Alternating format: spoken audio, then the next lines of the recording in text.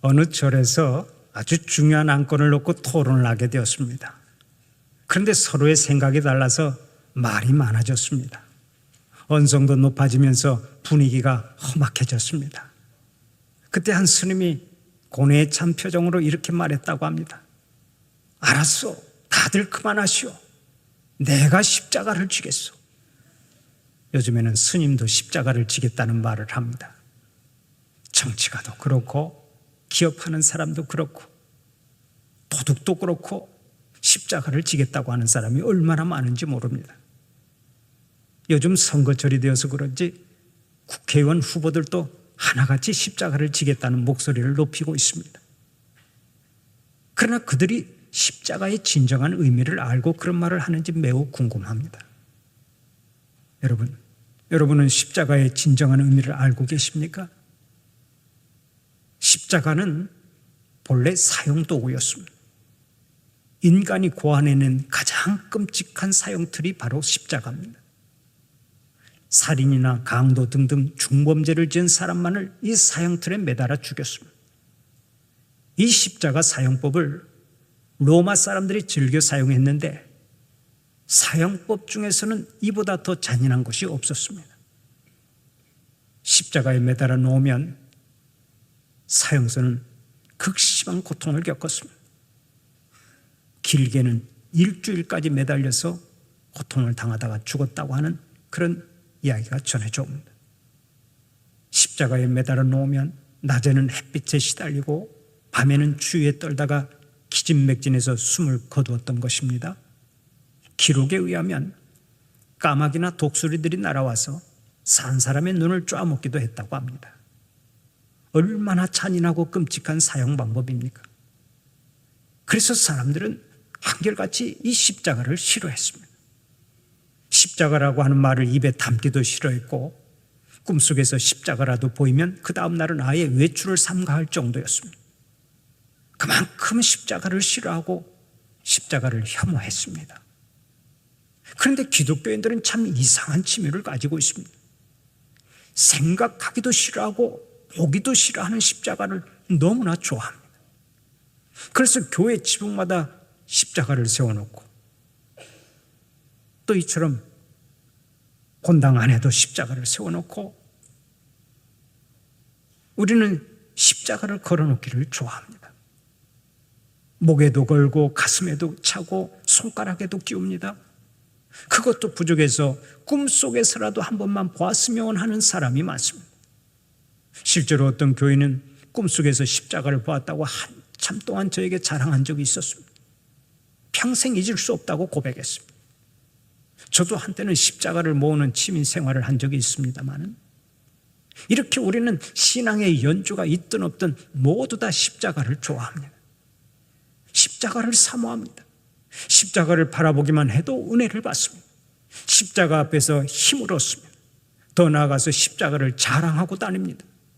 도대체 그 이유가 무엇입니까? 오늘은 그 이유를 생각해 보면서 함께 은혜를 나누고자 합니다. 여러분, 성도들이 십자가를 사랑하고 십자가를 자랑하는 이유가 무엇입니까? 오늘의 본문 8절 말씀이 그 해답을 주고 있습니다. 우리가 아직 죄인 되었을 때 그리스도께서 우리를 위하여 죽으심으로 하나님께서 우리에 대한 자기의 사랑을 확증하셨느니라. 바로 이것입니다. 예수님이 십자가 위에서 죽으심으로 하나님의 사랑을 확증하셨기 때문에 우리가 십자가를 사랑하는 것입니다. 우리는 본래 하나님께로부터 지음을 받았습니다. 하나님과 아름다운 교제를 나누며 살았습니다.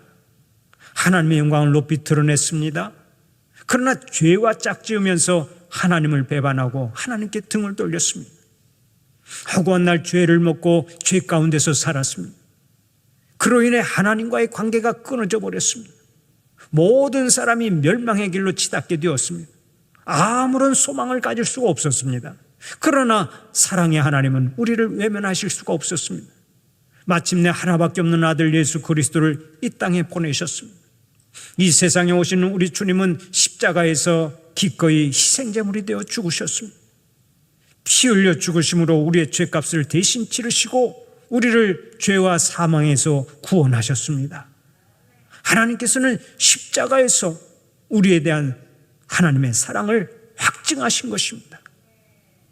십자가의 사건은 하나님을 배반하고 범죄하는 우리 인간들을 향해 하나님께서 돌아오라고 애원하고 찾아다니시다가 갈보리 십자가 위에서 내가 잘못했다, 내가 너희를 위해 죽겠노라 하고 말씀하신 사건이 바로 십자가 사건이라는 거예요. 용서를 빚을 뿐만 아니라 나를 구원하기 위해 기꺼이 희생제물이 되신 것이 바로 십자가의 사건입니다.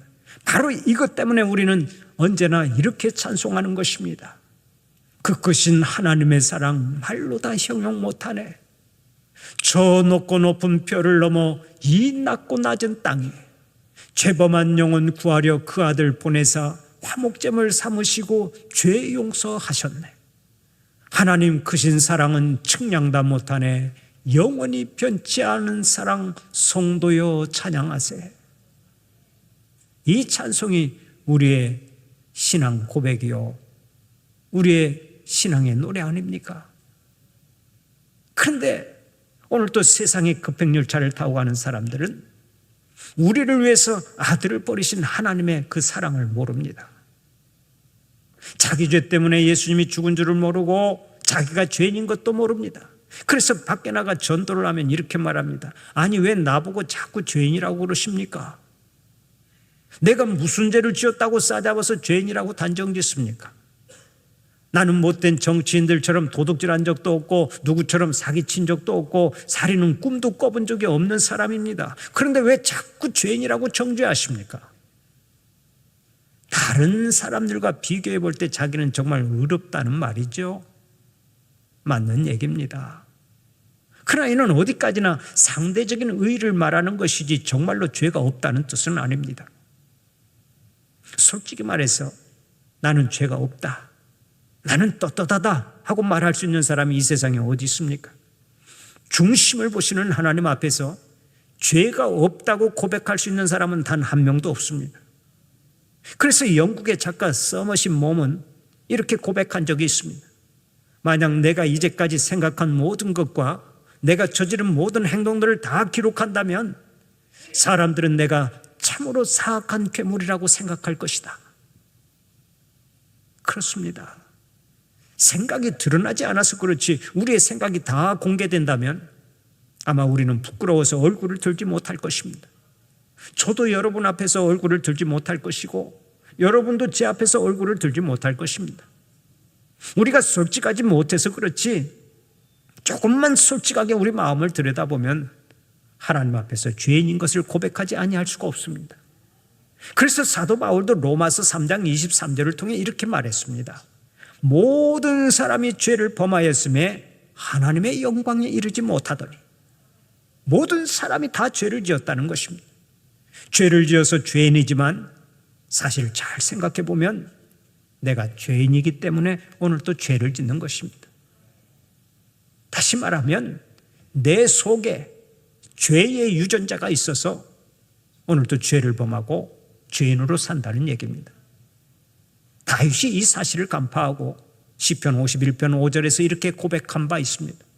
내가 죄악 중에서 출생하였으며 어머니가 죄 중에서 나를 잉태하였나이다. 우리는 태어날 때부터 죄인으로 태어난 것입니다. 이것을 기분 나빠도 인정해야 합니다. 여러분, 어린아이를 보세요. 얼마나 맑은 눈동자를 가졌습니까? 저는 어린아이들의 눈동자를 바라보면 얼마나 부끄러운지 몰라요. 그 속에 악이 있을 것이라고는 상상이 되지 않지요. 그런데 이 아이들이 얼마나 욕심이 많습니까? 과자 먹을 때를 한번 생각해 보세요. 과자를 입속에 가득 채워놓고도 양손에 한 주먹씩 쥐고 뛰어다니잖아요. 그리고서 누가 그릇에 있는 과자 좀 먹으려고 하면 손에 있는 과자를 내던지고 또다시 과자를 양손으로 한 움큼씩 움켜줍니다. 누가 가르쳐준 적도 없는데 그렇게 욕심을 부리고 이기적인 행동을 합니다. 얼굴은 천진난만하고 천사 같은데 그 속에는 죄의 독이 있습니다. 이것이 우리 인간들의 현주소입니다. 갓난아기의 마음속에도 죄가 있고 남녀노소의 모든 심령 속에 죄가 있습니다. 이 죄가 우리를 얼마나 힘들게 합니까? 이 세상의 모든 슬픔과 고통과 갈등과 싸움과 탄식은 다 죄 때문에 오는 것입니다. 죄 때문에 갈등하고 죄 때문에 싸우고 죄 때문에 고통당합니다. 인간의 죽음도 죄가 원인입니다. 죄 때문에 죽는 거예요. 그래서 로마서 6장 23절을 보면 오늘 또 말씀합니다. 죄의 삭은 사망이라.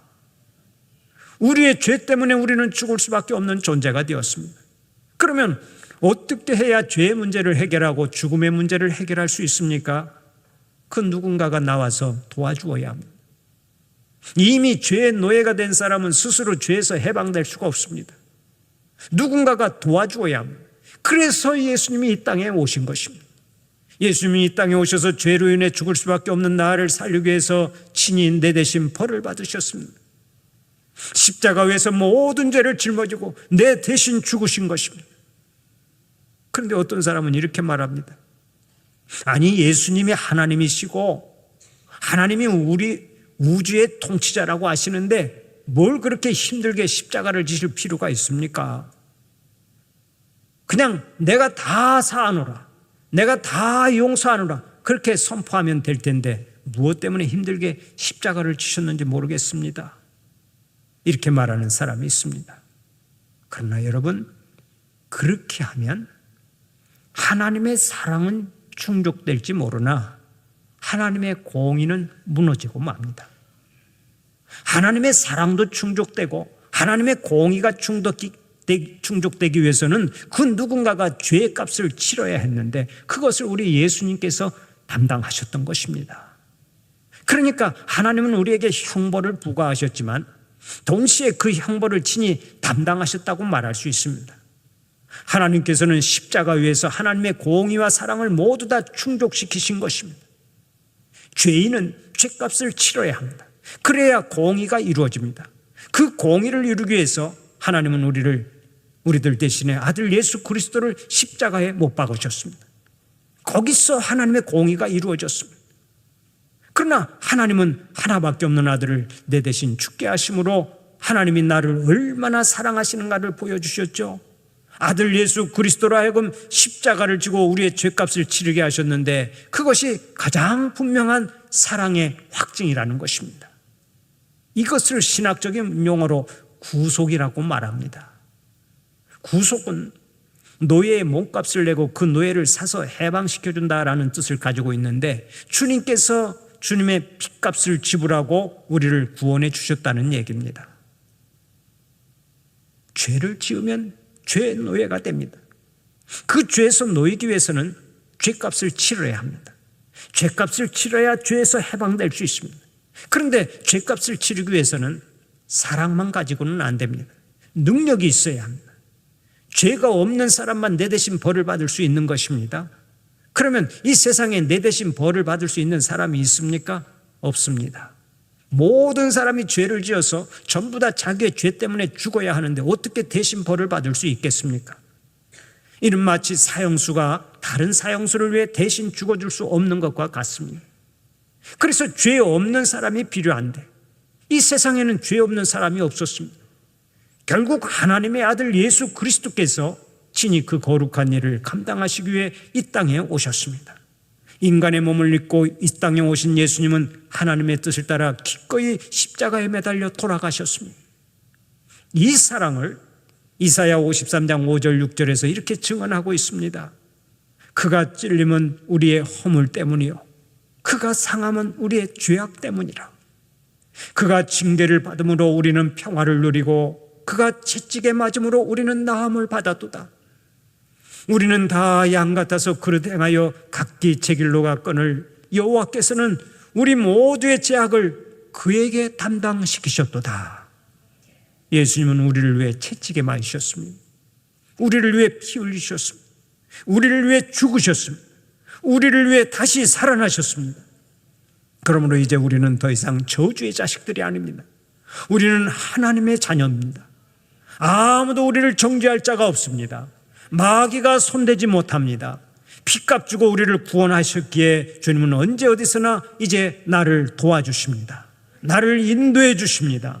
내 편이 되어 주십니다. 나와 함께 해 주십니다. 내가 외로울 때도 내 곁에 계시고 모두에게 버림을 받을 때도 우리 주님은 나와 함께 하십니다. 바다 끝에 가서 거할 때도 하나님께서 함께 하시고 다른 사람이 다 나를 버리고 돌을 던질 때도 주님은 나와 함께 하십니다. 세상 끝날까지 주님은 나와 함께 하시는 줄 믿으시기 바랍니다. 병원에서 수술을 받을 때는 장사가 없습니다. 다 두려움에 사로잡힙니다. 병의 위력을 알기 때문에 그렇습니다. 그때 수술실에 동행할 사람이 누가 있겠습니까? 우리 주님밖에 없습니다. 죽음의 자리도 마찬가지입니다. 내가 죽어서 영안실에 들어가면 누가 나와 동행해 주겠습니까? 나의 배우자가 동행해 주겠습니까? 아니면 나의 자식이 동행해 주겠습니까? 아무도 동행해 줄 사람이 없습니다. 나의 배우자가 아무리 나를 사랑한다 해도 여보, 영안실에 있는 냉동고에 1시간만 같이 누워 있읍시다. 그렇게 부탁할 때 나와 동행할 배우자는 없는 것입니다. 그러나 이 땅에서 누구도 갈 수 없는 길을 우리 주님은 나와 함께 가십니다. 내가 가야 할 험한 길을 어디든 함께 가시고 영원토록 동행하실 분은 우리 주님밖에 없습니다. 그러므로 우리가 영원히 바라보아야 할 분은 오직 예수님이십니다. 영원히 의지해야 할 분도 예수님밖에 없는 줄로 믿습니다. 나를 위해 십자가를 지시고 보배 피를 흘리시고 오늘 또 함께 하시는 예수님, 그분만 의지하고 그분만 바라보는 여러분들이 되시기를 축원합니다. 더 나아가서 하나님의 놀라운 사랑을 받은 우리는 이제 기뻐하고 즐거워해야 합니다. 오늘의 본문 11절을 보면 사도 바울이 이렇게 말하죠. 그뿐 아니라 이제 우리를 화목하게 하시는 우리 주 예수 그리스도로 말미암아 하나님 안에서 또한 즐거워하느니라. 하나님 안에서 또한 즐거워하느니라. 그렇습니다. 예수님의 십자가의 은혜로 구원받고 하나님과 화평을 누리게 되고 영생을 소유하게 되었으니 이제 기뻐하고 즐거워하는 것은 당연한 일이라 할 수 있습니다. 더 이상 절망과 짝지을 수 없지요. 우울함과 친구가 되어서는 안 됩니다.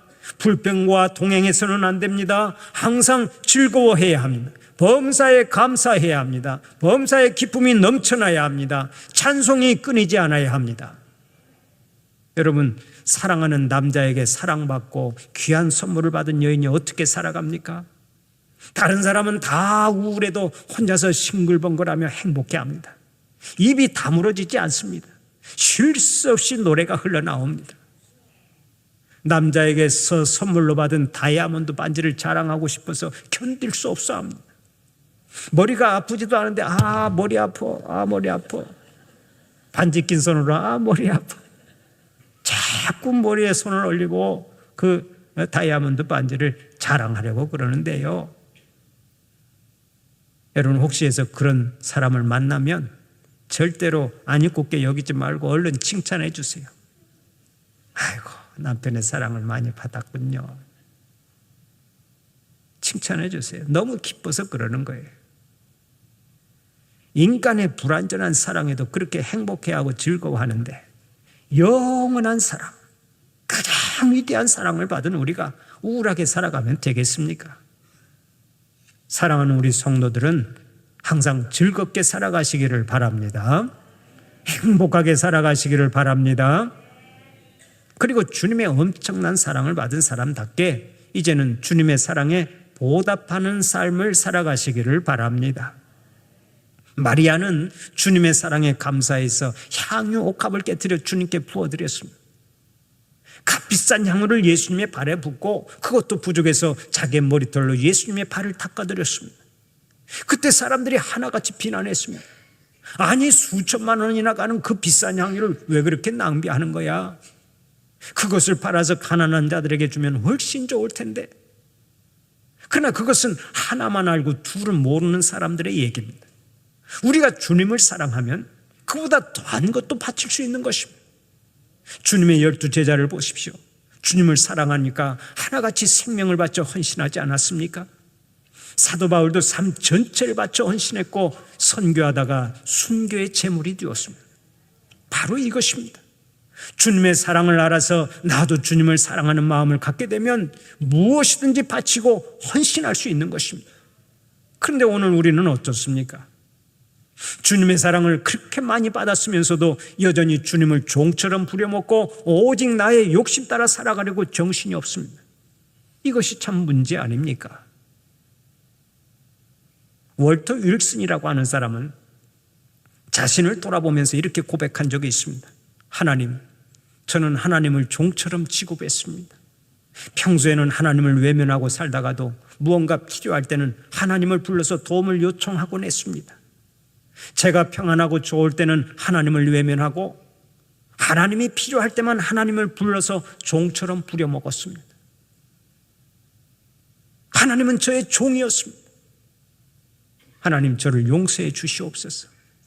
이제 저는 저의 몸을 온전히 하나님께 바치겠습니다.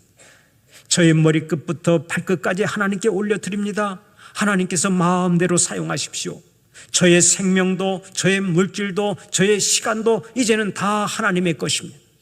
지금 아프리카로 가라고 하면 저는 아프리카로 가겠습니다. 저를 암에 걸리게 하신다 할지라도 저는 순종하겠습니다. 하나님, 이 순간부터 저는 오직 하나님의 것입니다. 얼마나 감동적인 고백입니까? 하나님의 사랑을 알고 감격하는 사람은 반드시 응답하게 되어 있습니다. 내 몸으로 봉사하든지 물질로 봉사하든지 나의 재능으로 봉사하든지 반드시 봉사하고 섬기게 되어 있습니다. 우리나라의 ITC 영어회화학원의 대표인 윤성희 집사님이 있습니다. 이분은 순천 지역의 작은 교회를 목회하던 목사님의 아들로서 신앙이 아주 독실합니다.